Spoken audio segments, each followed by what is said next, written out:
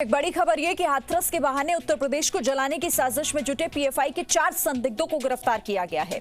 इनके पास से आपत्तिजनक वेबसाइट से जुड़े होने के भी सुराग मिले। तमाम भड़काऊ और आपत्तिजनक कंटेंट भी बरामद हुए हैं इनके पास से, और ये सभी लोग बताया जा रहा है कि मथुरा के पास से गिरफ्तार किए गए हैं।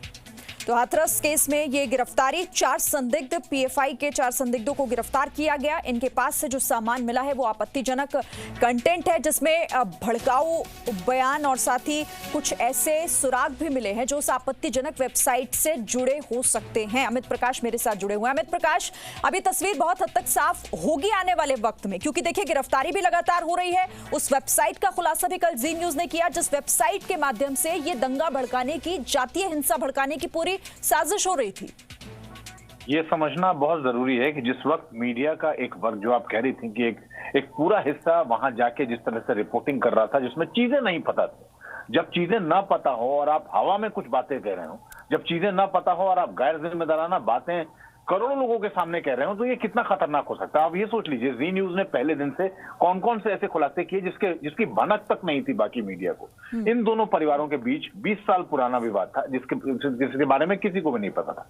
पोस्टमार्टम रिपोर्ट जो सबसे पहले हाथरस के, माफ कीजिएगा, जो मेडिकल रिपोर्ट थी, वो मेडिकल रिपोर्ट सबसे पहले हाथरस के जिस अस्पताल से निकली थी, वो सबसे पहले हमने दिखाई।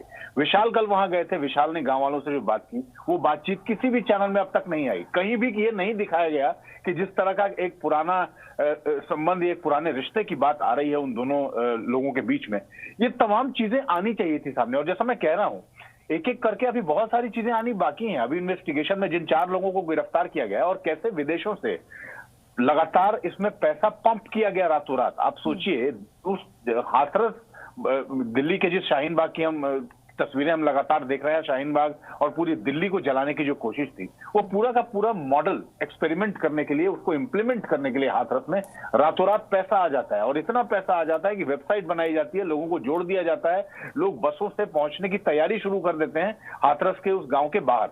अब आप ये सोचिए, इस फेक प्रोपोगेंडा को बढ़ाने में मीडिया के एक वर्ग ने कितनी बड़ी भूमिका निभाई, कितना बड़ा ड्रामा वहां पे पूरा क्रिएट किया गया। और उसके बाद पिछले 3-4 दिनों में सिर्फ वो सारी चीजें होती रही जो हवा में थी, जो सामने दिख रहा था, लेकिन सामने के पीछे का जो सच था, इस केस से जुड़ा हुआ वो तमाम सच जो एक एक करके हम सामने लेके आए, जो एक एक करके हमने लोगों को बताया।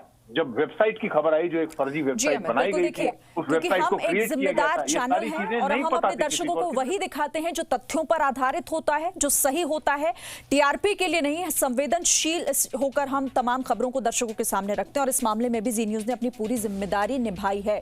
शुक्रिया अमित प्रकाश हमारे साथ जुड़ने के लिए और इस अपडेट के लिए। लगातार इस बड़ी खबर पर अपडेट आप तक हम पहुंचाएंगे। Presenting B News app available on Google Play and App Store. Download it now.